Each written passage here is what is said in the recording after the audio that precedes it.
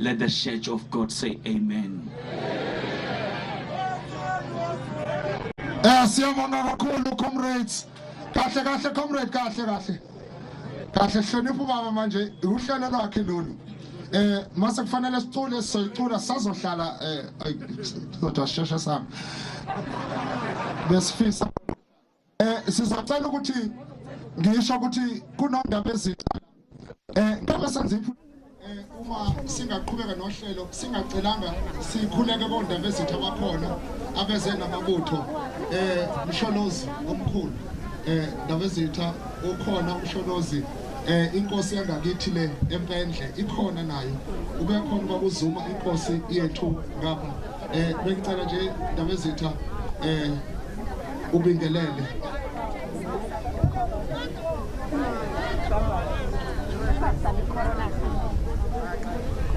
Amandla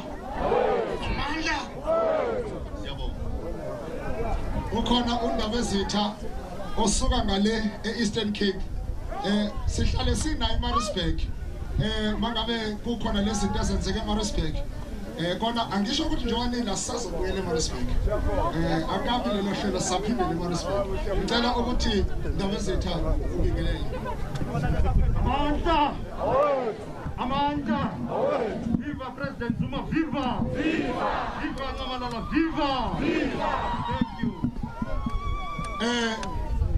Sinaboka befundisi njengoba sengishilo akade bezile kulezo nsuku. Hawu bezobingelela ubaba belidwa ubaba uMhlakane from eThekwini. Amakhosi awumadoda. Kodwa bezitha ngicela inkosi yakwaNcamalala ikizivivise ngiyabona ifaka iskipa engisithandayo ndaba zethu Ngisentweni Viva msholo viva ngiyabona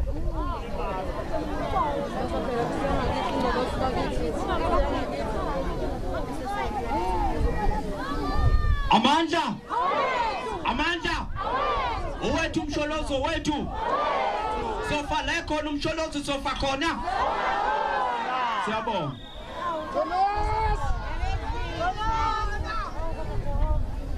siswele ukuthi izolo bekukhona ubaba umgilija uphethwe izinyo ngiyathanda ukuthi simxolisele ngiswele ukuthi abanye ke bethi uthi angazi abakade bembuza ukuthi ibona nokufanele bamtshele umkhuzo wamabutho amabutho ngabakhona ke ubaba umgilija uphathwe izinyo ngicela ukuthi ukhona uComrade Carl awubiza amandla Viva ANC viva Viva Msholozi viva Viva Nkandla viva I'm not saying anything more except to say thank you to the comrades of MKMBA who's been here for months protecting Baba. Thank you, comrades. MKMBA will stand with Msholozi right to the end. We say no one can let Msholozi go to jail. Never.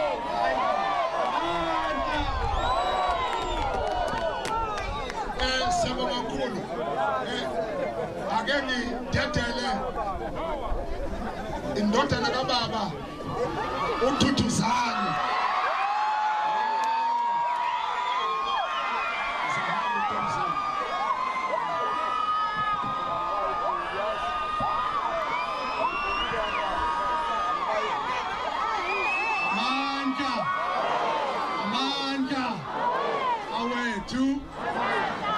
Welcome home to all the comrades here and the comrades at home. Siyabasaba na. Siyabasaba na. Siyabasaba na. Siyabafuna.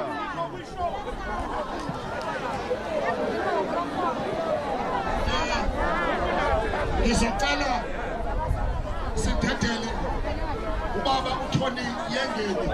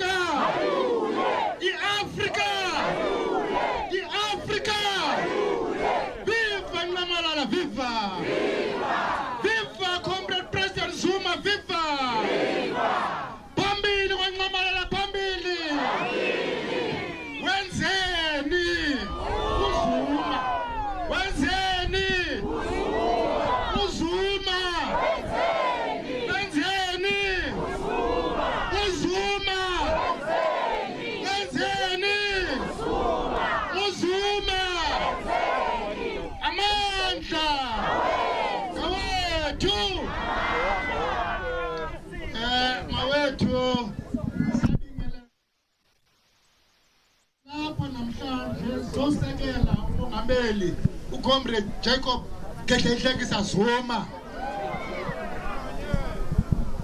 kwingxaki nentsumbuzi ahamba kuzo. Unqamalala sokuze sumyekele ahambe yedwa. Sawusokola soloko sihamba naye kude kuyovalwa. Xa sikhona sinjenje unqamalana ufumana amandla. Siyanibulela mawethu ngokubana nibe khona apha niba ngaka nizowusekela uComrade Jacob Zuma. Intshaba zakhe xa zinibona lingaka ziyancengcazela. Kubetha ingwatyu nebhlukwe. Sithi qina Nqamalala qina. Qina Nqamalala qina. Qina Nqamalala qina. Amandla. Awethu. Akamshayi ingoma la. Sisalungisa lolu daba. Kukhona imbumba yosoma business eSouth Africa. Ngicela nisho kanye slogan. Amandla! Amandla! Okwathu kunye uma singakayitholi i-economic freedom asikeze ukuyeka impi. Amandla! Amandla!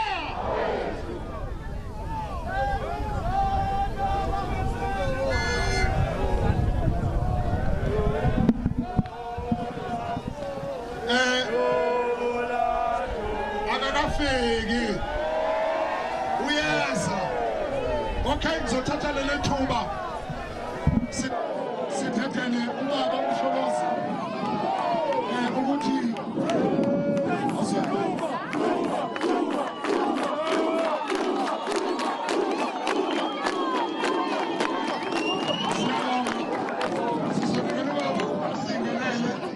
asho lokho ngakusho. Yazi ukuthi nalezi zinto kuthiwa subjudice care sokubona endleleni nanezulu selihloma. Nakubuza komhlazana simgqoko ePitoli kuhlaka lathi kulo Amandla.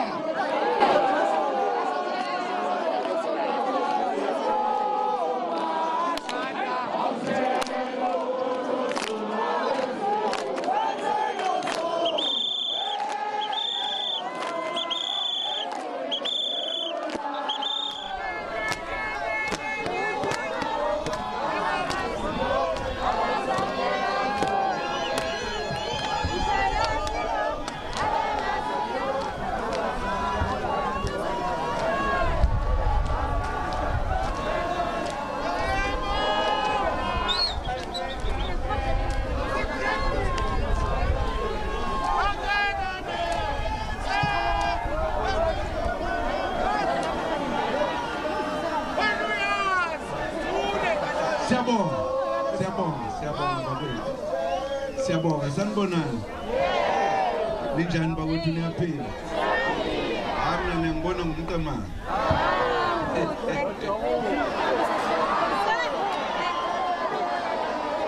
Ngibonge pathohlelo.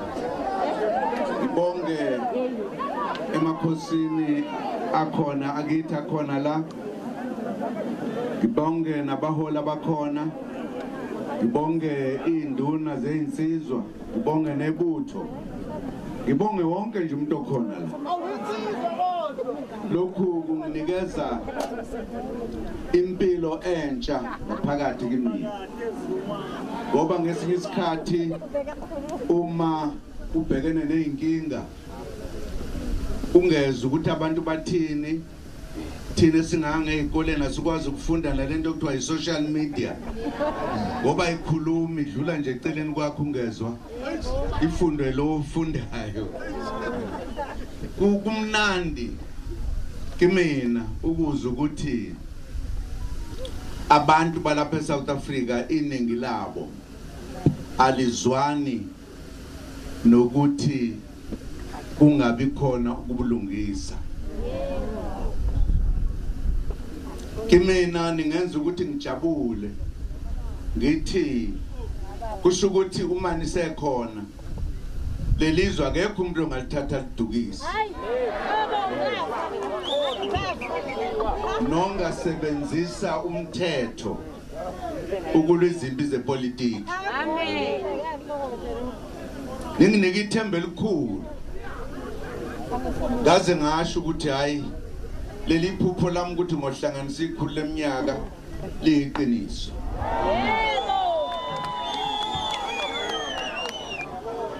Ngifuna ukunibonga kakhulu ukuthi kuthema ukuphuma isigwebo. Engethemba ukuthi mhlawumbe nani nisibuka njengami ukuthi hayi bekwesinye isigwebo lesiya. Ngongezona lezi ezijwayelekile. Besenza ukuthi ngizizwe ukuthi yebo sengathi kusafuneka ngiqale phansi ngilele inkululeko.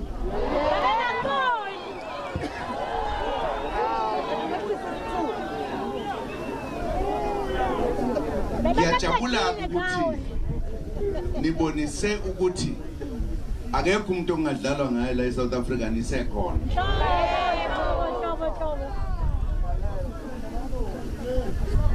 Ngifuna ukunibonga kakhulu. Kusukela ngelanga lalesinqumo ukuzoba manje nginibonile ngobuningi benu. Ngimina nje ngingelutho kodwa nithi ngeke aboshwe laboleshela into engekho. Ngeke sikhona. Nikwenza ke lokho ngaphansi komthetho wase South Africa othi noma ubani unelungelo lokukhuluma into afisa ukuyikhuluma. Abafundileyo ke bathi kuthiwani konje?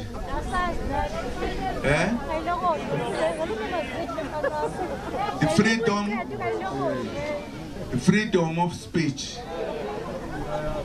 Nani ngicabanga ukuthi benenza lokho. You were expressing your freedom, your views, your everything evunyelwe umthetho wase South Africa. Abantu babengavunyelwa ukukhuluma ngenkathi yeapartheid. Wawuboshwa kukhona nanto kwakuthiwa uvala umlomo ukuthi ungakhulumi. Kulesikhathi esikuso benenza lento evunywa umthetho sisekelo ukuthi uma unembono isho izwiwe wonke umuntu noma ngabe uyijudge noma ngabe ufana nami nje udlela impesheni la kodwa ezwe. Ngiyabonga. Ngicabanga ukuthi ninikeze izwe ithemba lokuthi akekho umuntu okungadlala ngaye eSouth Africa ngesikhathi salenkululeko yethu. Nami bese ngisho nje ngithi so besitikatikana namaphoyisa la ethi angilandile.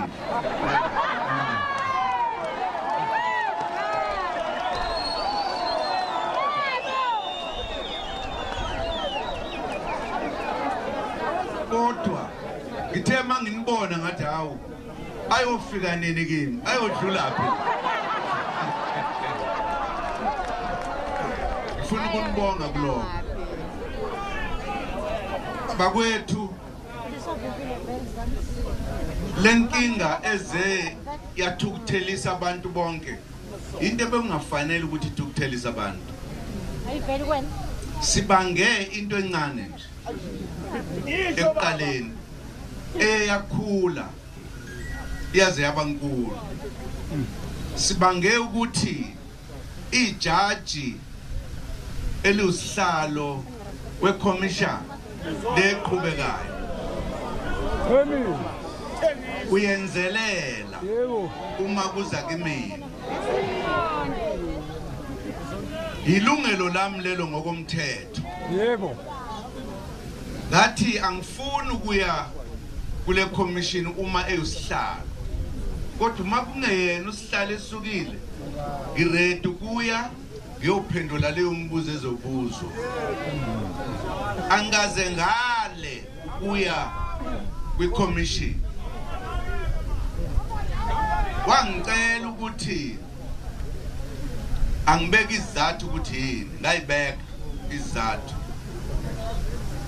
kwaba into eyisimanga le ukuthi ijaji uthi uma uthi judge wrong asiyikhulume le ndaba bese kuba yilona elihlala ngaphambili lithi khulumela kumina kodwa uthi hayi bo wena lo engakufuni lungele tshena mina ungifuni nje kwenze njani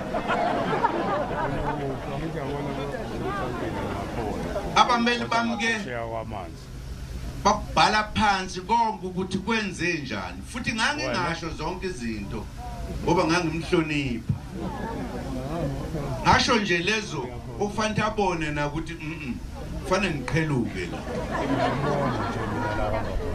walalela wayesebhala inkulumo yakhe esephikisa inkulumo yami kusho ukuthi ke usenzani ngalowo nkathi usewumangalelwa kodwa futhi ujaja icase le amangalelwe kuyo usenikeza nobufakazi sekuyufakazi futhi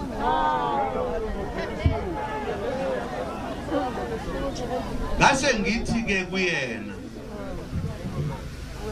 angenelisekile isinqumo sakho sithathayo ngesikhalo esibhekiswe kuwena ngqo uyithathele sona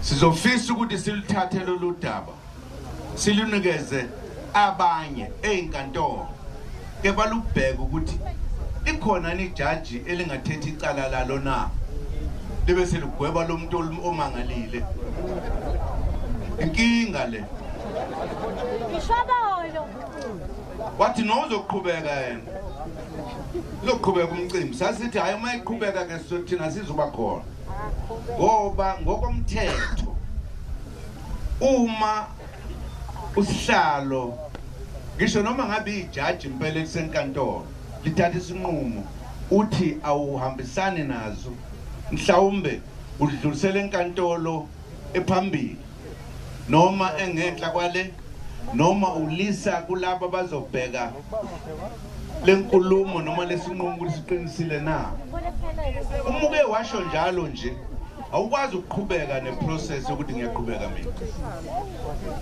kufanele ukuthi ulindele leyo nkulumo iyobhekwa ebese kuba khona isinqumo singavumelana nawe noma singaphikisana nawe kodwa kufanele ukuthi ulinde wathi uyaqhubeka uma ngingafuni uzotshena inkantolo ephezulu ukuthi hayi ngiphoqe ngenkani uyabona ke ngathi mangibhekile lonto ukuthi dale kokuthi anginelisekile indlela ukuthi wenza kanjani kodwa lokho akwenza manje usephazamisa amandla akhe lawanikiwe usewasebenzisa kabi ukuthi athi kumuntu anginandaba noma uthini yanginike imiqondo eminingi ngase ngacabanga ukuthi konje wangena kanjani kulesikhundla lo muntu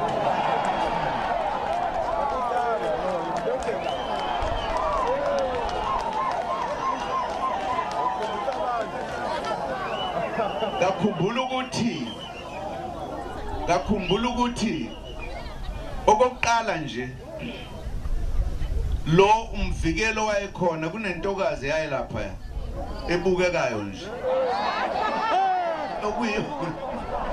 okuyona yathatha lesinqumo ithatha amandla kamongameli ukuthi uma kwakhiwa i-commission yakhiwa umongameli ayakhiwa umunye umuntu leyo ntokazi yathi no kulungile yakhe uZuma kodwa ijaji elizoba usihlalo alikhethwe ijaji eliphethe amajaji kumthetho osisekelo ayikho emthethweni leyo ayikho umthetho uthi iCommission yakhiwa umongameli hayi wafwayo ijaji leli liphula umthetho no lo uqala kulona ijaji ile ntokazi leyo ntokazi leyo ebukekayo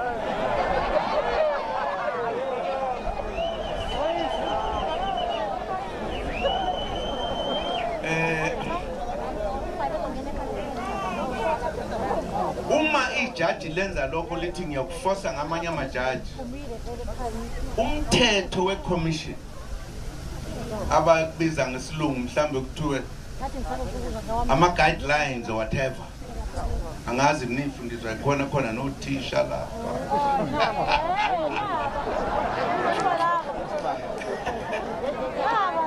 ithi uma kukhona inkinga kufanele thathe lelo daba aluse enkantolo hayi enkantolo yomthetho sisekelo ingafika khona ngoba inqumo ethathwe ezinye inkantolo sungenelisekanga kulokhu udlulela phambili yena wayithatha wayijikela le phezulu ngathi nansi indaba ingehlela ngoba sengishilo nje ukuthi ngeke ngize la uyazi ukuthi inkinga yakhe kokuyini uma uyilalela isuka lapha kule ntokazi kusho ukuthi ukhona lapho eyakhiwe khona lento uthi uZuma kangakhethi noma umongameli evunyelwa umthetho kodwa akangakhethi ijaji elizokhethwa uye ngqo kusho ukuthi khona leli jaji lalibekwe eceleni umthetho sisekelo esikhundleni sokuba balungise lentokazi ephula umthetho nabo bangena nangempela ujaji umkhwengi kwawuyena othi hayi ke sengiyakhetha ijaji ngathi khetha ndoda ukhethiwe wafika ngempela wafika wathi sengiliphethe ijaji nxuma la wathi lethe wanginikeza ijaji lase Cape Town okuthiwa uDesaya umkhwengi wenza lento ayithunywe ile ntokazi wathi nanti leli jaji uDesaya ujaji Desaya wase Cape Town ngathi ngiyabonga baba usebenzisa amandla akho njengoba unikile aqala ukuqhubeka nojaji uDesaya kakusasa umkhwengi wangena necaba ho sekwenze njani angikubona yini hayi kuthakulele judge ngathi alungile yebo manje ke hayi ngisengikuphathele elinye futhi nalo ngiyathemba uzolijabulela iliphi leli no ujaji uzondo isho lento ngoba ngifuna ukunitshela ukuthi ayikazi iqonde lento kwasekuqaleni mayiqala kusho ukuthi kukhona laba babebeka ijaji belinikezi ukuthi uyohamba kanje kulomsebenzi kodwa ngase ngithula ke ngathi hayi ake ngilalele nali ijaji selifikile ngalenkathi ke sengithi wendoda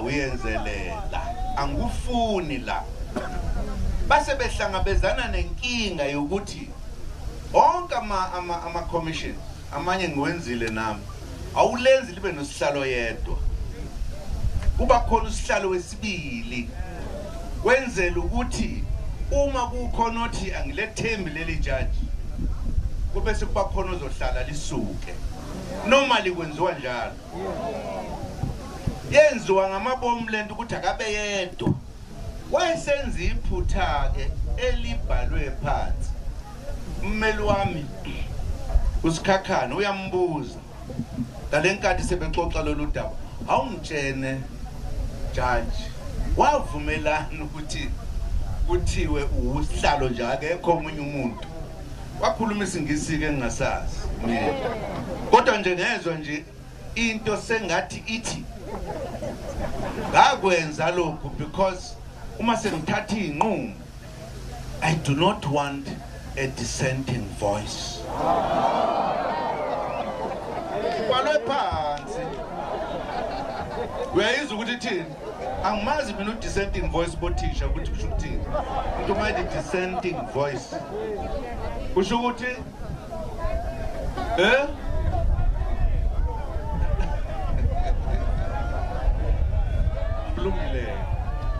kulungile uyabona ke ngifuna nje ukuthi nizwe lento ukuthi inenkinga konke ke lokhu bengikubuka ngifuna ukulanda konke ngoba kuningi okuze kwalidela ukuthi kuyiwe lapha linye nje iphuze engifuna ukulisho njengoba ngangithe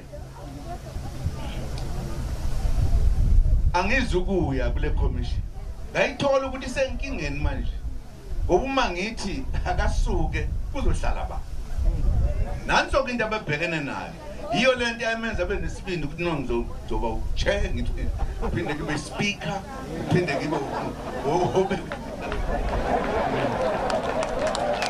akuyona inkinga yami leyo akuyona nje inkinga yami uma abantu bayibopha umchile emlenzeni bayibophe bona okwabo lokho njengambhe uyabona ke abese thumela lephezulu ukuthi angiphoqwe ngenkani ukuthi ngize phambi kwakhe ngibe ngishilo ukuthi angineliseki uye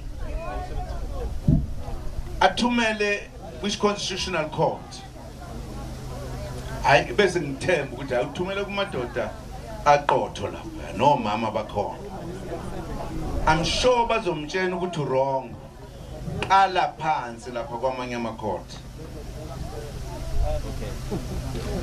bathi ke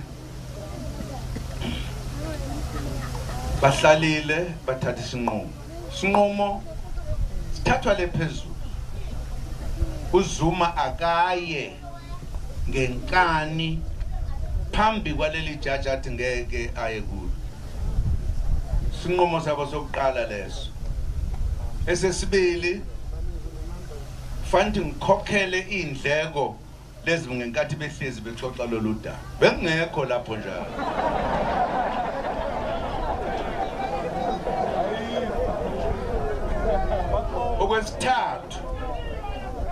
okwesithathu bathi njengoba sinomthetho esiwaziyo esiuphethe la ukuthi umuntu owumuntu wala eSouth Africa unelungelo lokungayiphendula imibuzo ibhalwe kwiconstitution kodwa kuZuma sithi akayiphendule yonke yabona ke ngathi mangizwa leyo ngathi uyabona ke hayi bathinte mina ke ilungelo lami elibhalwe kwiconstitution ngiliphuthwa amajaji okufanele ukuthi angivikele kusho ukuthi bahlangene naleli jaji eli ngathi no angiyi lapha noma sebeshile manje ke angisayina kubona uqobo amajaji ngasho njalo uyabona ke into engibangela ukuthi ngisho lokho inkululeko ngayilwela mina ngizwa ngendaba ngase ngaboshwa ngayitshela ngangilwela lamalungelo akekho umuntu ozolithatha ngoba ethi kwazi umthetho hayi unganyakaze ngangilwa nabo inkululeko emangcwabeni phela abanyakaza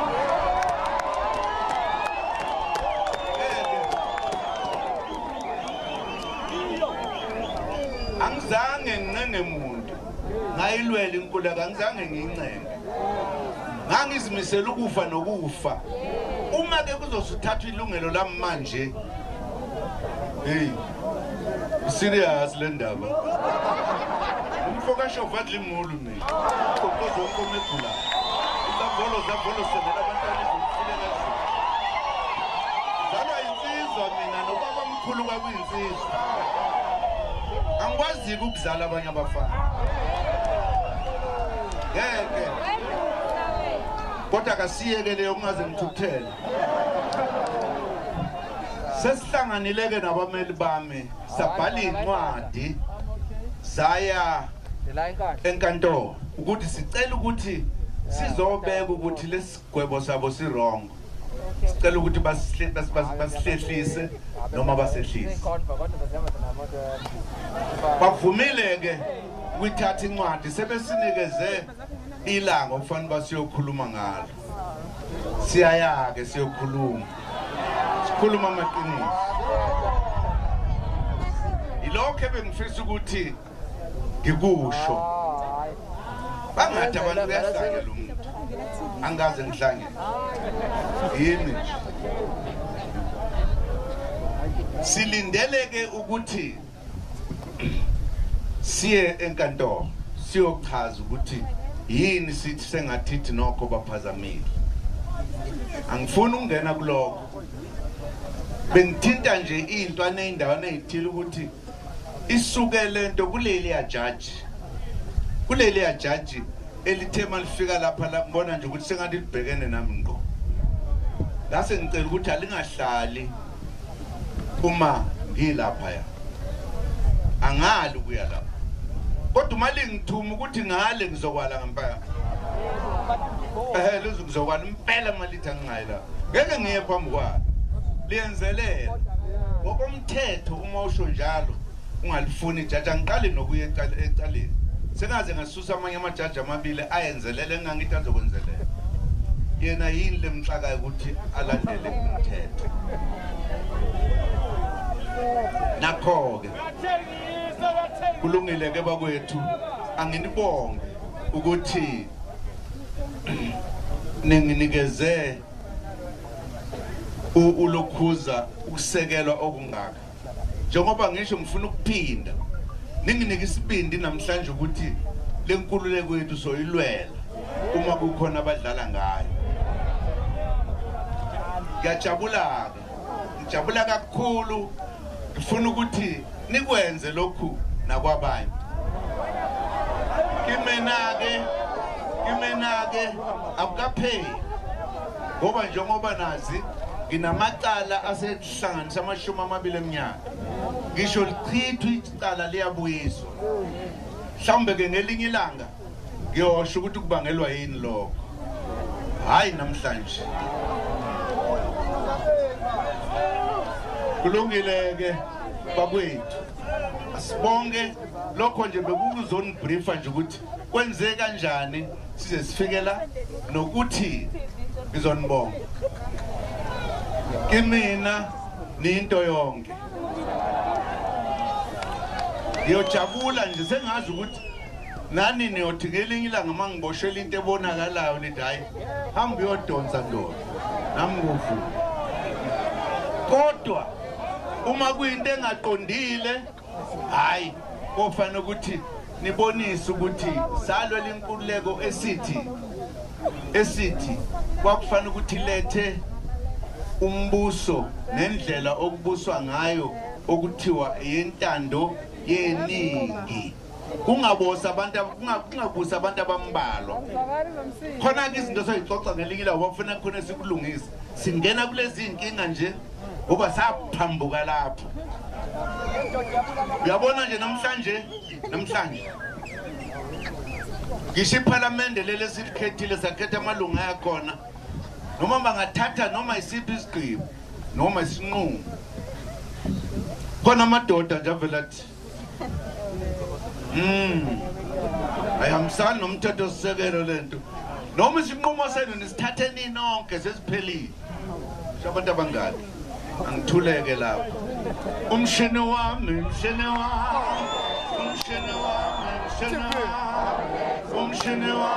webaba lethu umshini wami webaba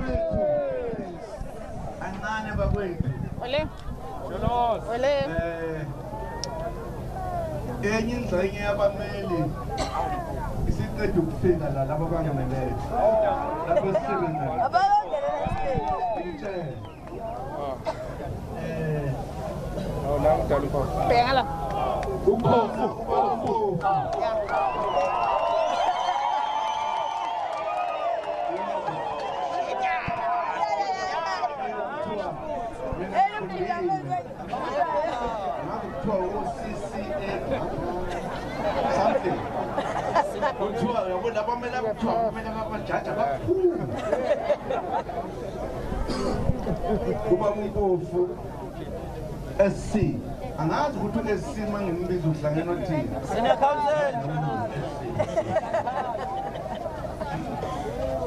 nango omunye umeli umkoka Phelezi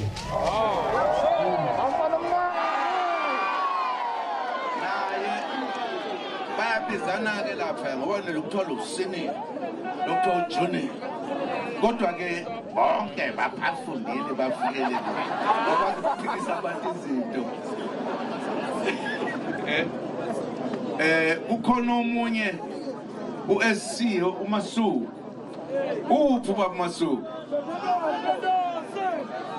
vuka khuphuka funa nibabone lapha abafake namaphepha nesikhuluma nabo konke nabenza ukuthi ngingaye ejele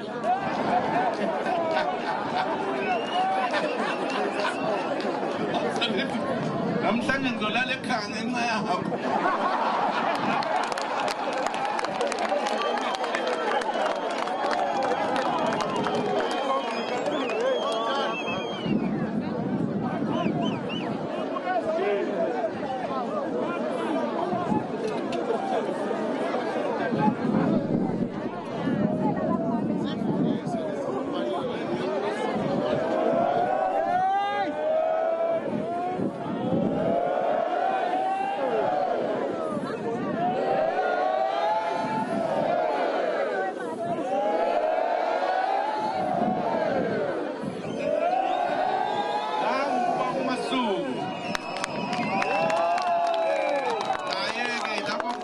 SC ngisho ukuthini mina.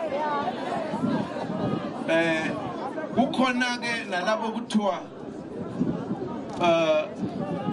okuthiwa ngazi mina bangitshena ke lokuthiwa attorney of record. Akekho ke lapho ubaba uthusini ke lo. Insizwa seFryhead. Efilidi.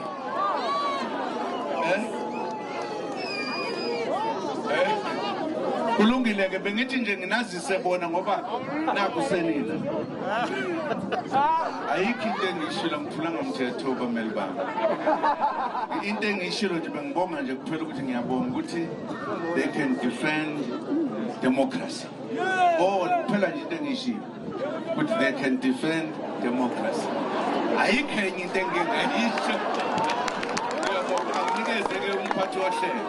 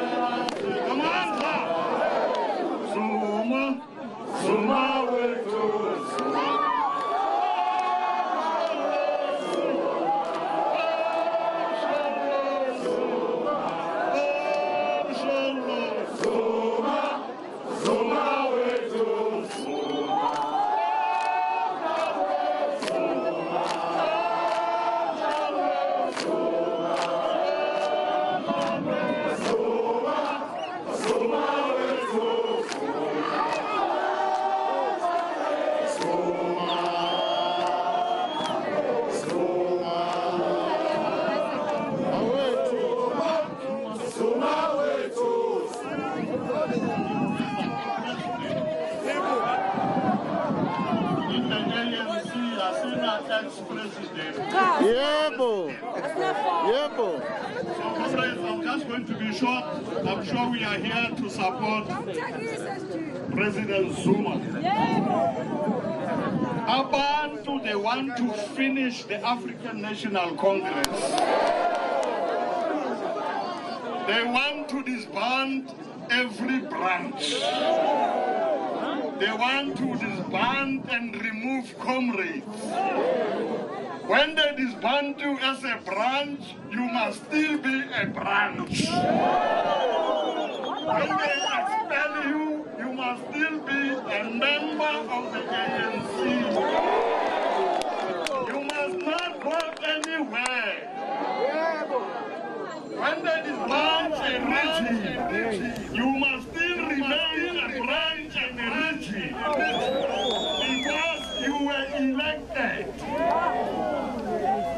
they can deal with Comrade Zuma. They must not intimidate you, because the intention is to intimidate you. And tomorrow we are going to work with DA, the enemy of our revolution. Comrades, today you must take a vow. Wherever you come from, whether you are 20 in your branch or you are 1, you must stand up for the truth. Martin Udalim Ofu is not ANC. Tina besisebenza nabo Dalim Ofu in the underground. They don't know that history because they join now. It doesn't mean if you are a member of the National Executive Committee, you understand the ANC. Because you can't get anybody because una imali. We don't elect leadership because you have money. The ANC, they are trying to change it because it's the ANC.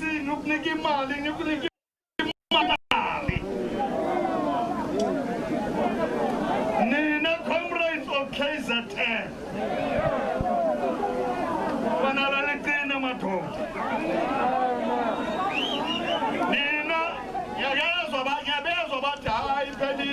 Isapota makashule Freistata iphelile kuphi.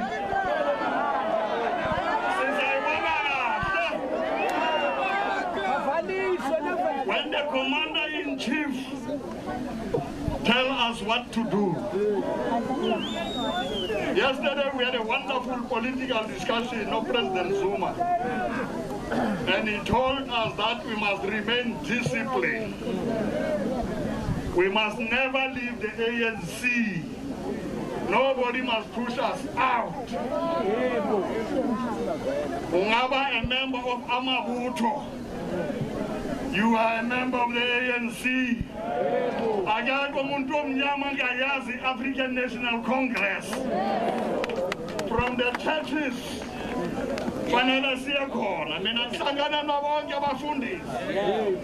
Ngithulile ngiyakuba ngiyobatshela ukuthi emfundisi ngiyafuna umthandazo. Yezwa ukuthi bazazidiscipline abasicharge benzeni because they want to end and finish the ANC. Ungathuswi comrade. Please remain resolute.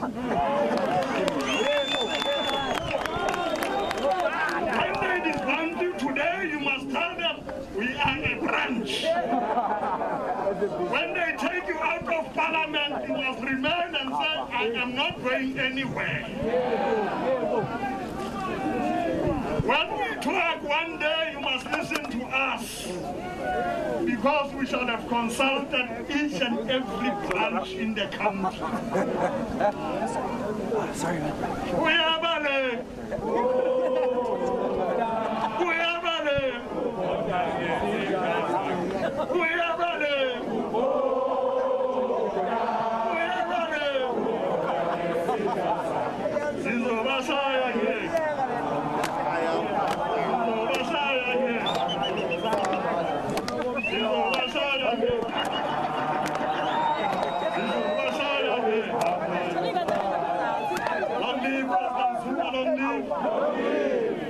Nkandla ucomrade Sithwale usize kakhulu bawumsholozi amaphoyisa esemile lapha ethi akudlula umuntu manje ngiyamcela benocomrade uNtando ngoba ibona abasize ngemotorcade ebesuka eThekwini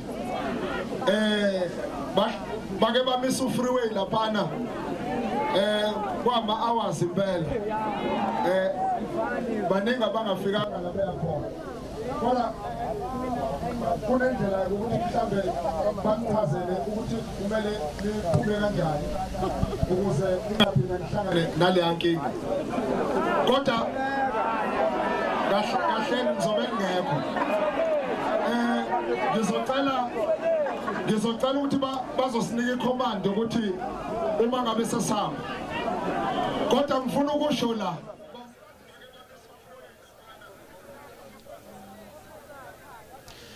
Well, there you have it.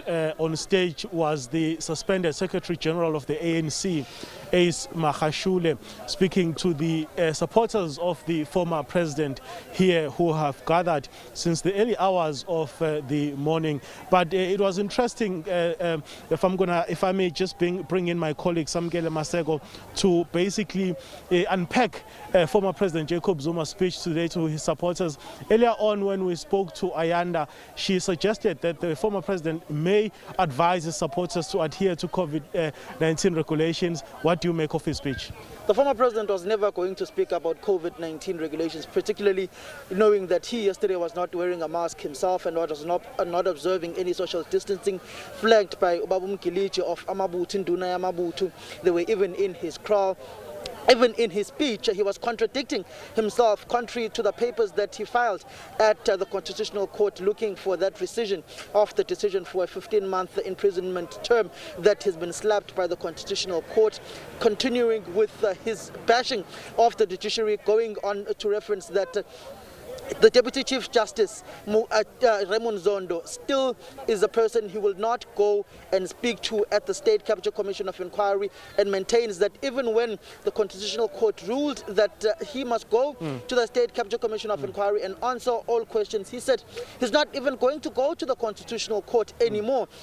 It's rather surprising that the former president speaks of his ill health, yet he was belting out a number here of one of his signature tunes, that Umshini Wami and Yinde Lendlela, those are his signature tunes, and he belted Umshini Wami here once again, and he looks pretty much in good health, as opposed to what is written in the court papers. He also speaks about how he left the State Capture Commission of Inquiry as he was going to take his medication. None of that coming out here in his speech to his members, which may come back to haunt him in this Constitutional Court hearing that will take place on the 12th of July. As one would assume, the senior counsel for the State Capture Commission of Inquiry, who's evidently the one who led the charge in getting that imprisonment term for the former president, Advocate Thembeka Ngcukaitobi, may be sitting at home taking down notes from what the former president is saying here, which is contrary to what is in his papers.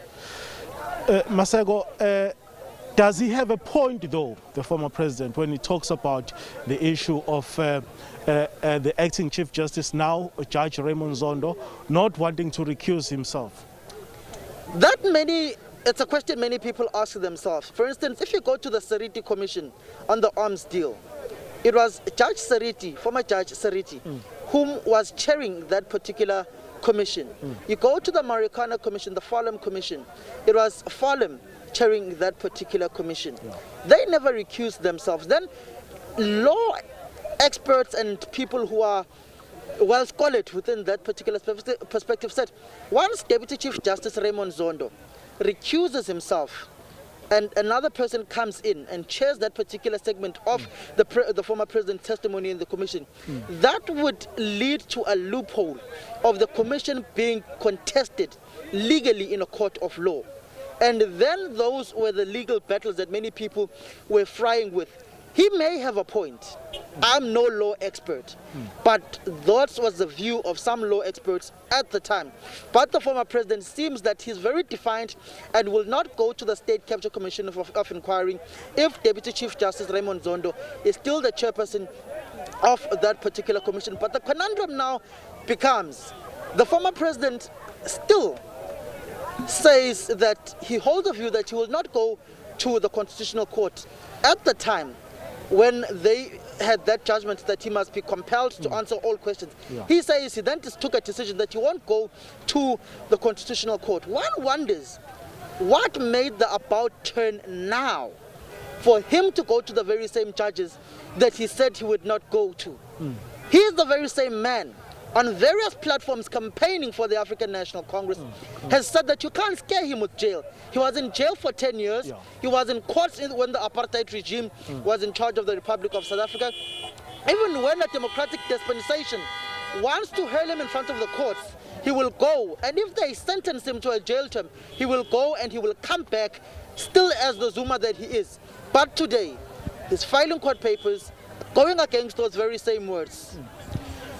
Masego, when the former president spoke about the formation now of the State Capture Commission, I got a sense that even when he was forced to, even when he formed this commission, in his view, he was forced to do it. So he's not going to abide by any, instructions of this commission, because he believes that it was concocted somewhere in order for him, to be made to be the bad guy, so to speak. Is that the same sense that you got? We must not kid ourselves here. The ANC as a whole never wanted the State Capture Commission of Inquiry, particularly this faction of the radical economic transformation.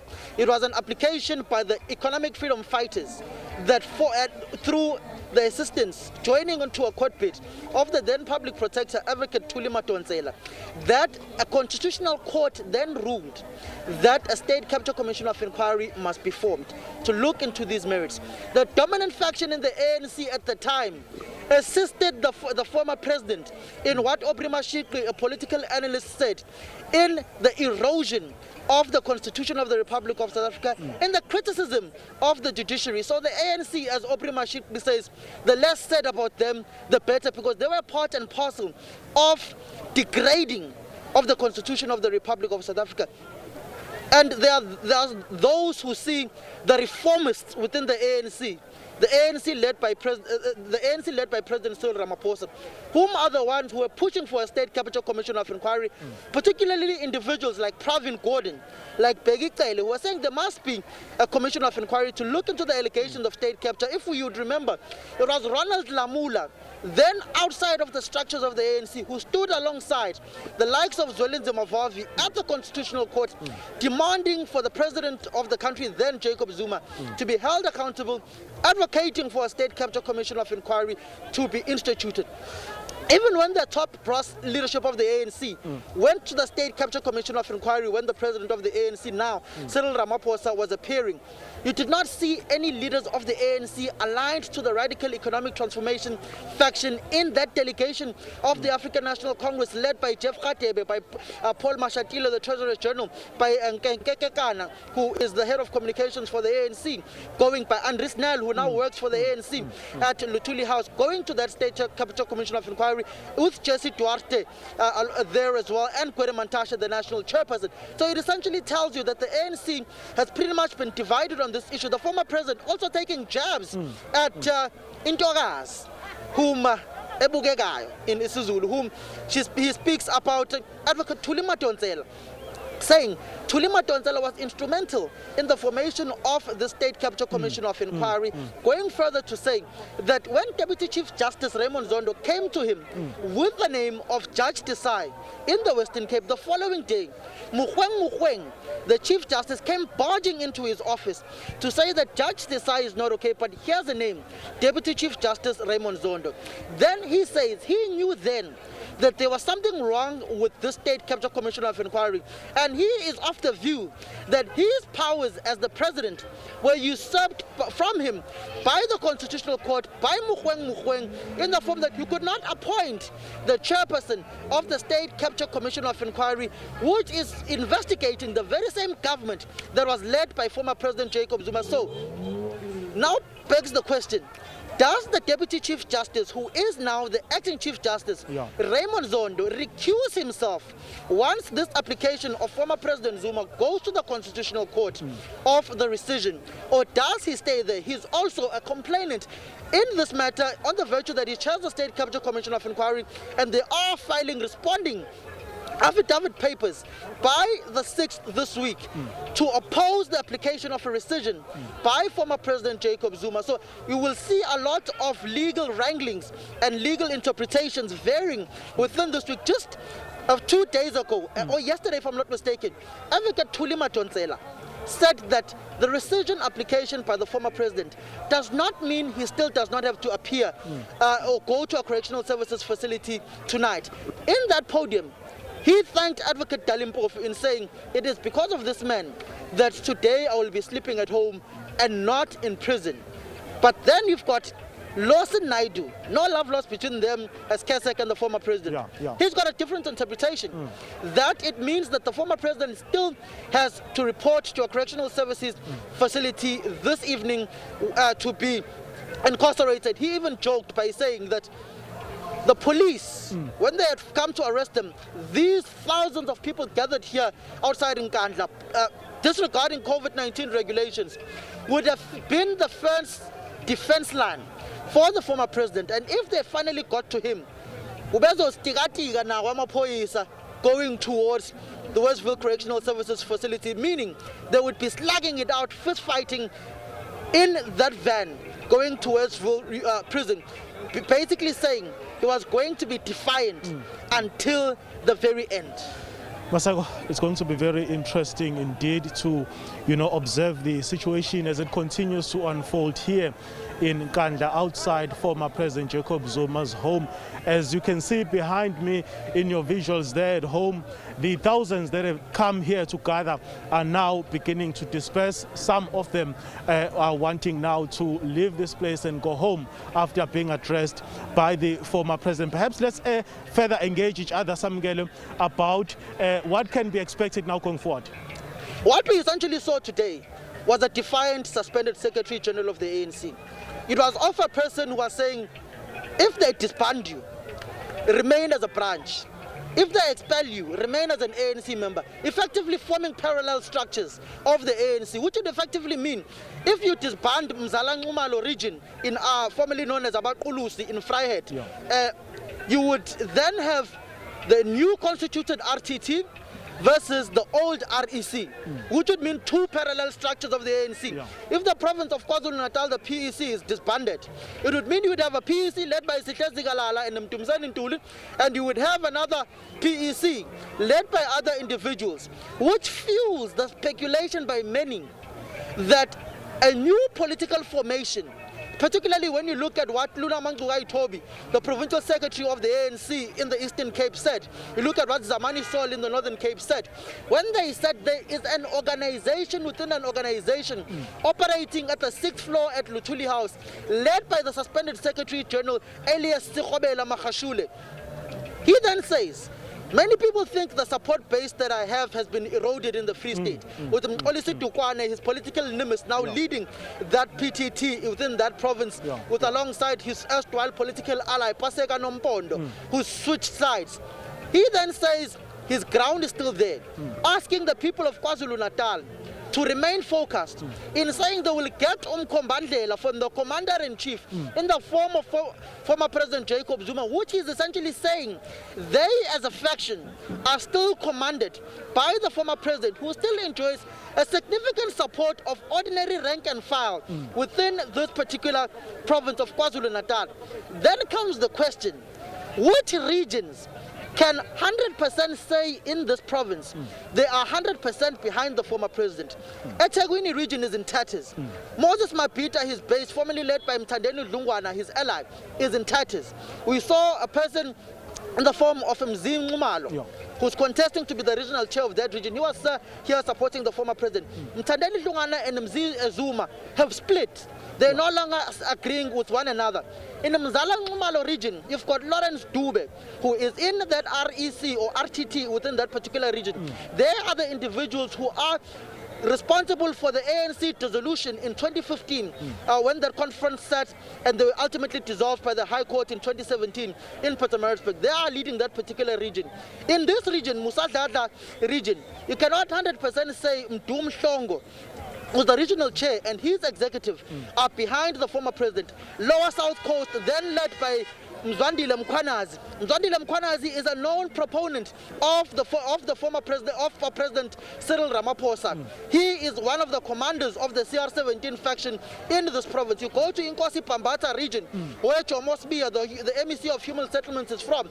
He is firmly behind the Cyril Ramaphosa faction. You go to Emalahleni region, Dr. Ntuthuko Mahlaba, Junda. They are with Cyril Ramaphosa, the president of the ANC. I've seen certain pictures and certain meetings taking place of those particular individuals. So it then tells you that the political machinations within the governing party, there is an intense battle for the control of the province of KwaZulu-Natal. Mtumisani Ntuli, when he was proposed as the provincial secretary of the province, he was not supported by the RET faction of the ANC. He was proposed by the Ramaphosa faction. Then people said he then switched to the opposite faction of Cyril Ramaphosa. Then tells you that the divisions run deep in the ANC. No province is united and no province can solidly say we are either for this faction or for the other faction. Interesting analysis indeed there from my colleague Samkele Masego, unpacking the politics of not only KwaZulu-Natal, also the Free State province as well, where the suspended Secretary General of the ANC comes from. If he takes to the podium, he often tells his supporters, that's Ace Makashule, that he will never leave the ANC, giving an indication that he's going to do all that he can to fight within the ANC, to remain within the ANC, regardless of where he finds himself. We are still expecting the former president to address members of the media at 6 o'clock. That was the initial time that was put to members of the media. As far as we know, nothing much has changed in terms of that arrangement, but we do anticipate that the former president will actually have a meeting with his legal team, the team that he introduced to his thousands of supporters who had gathered here outside his home in Nkandla. Many of them still, vehemently saying that they will support the former president all the way, and they don't see anything wrong in terms of what he did.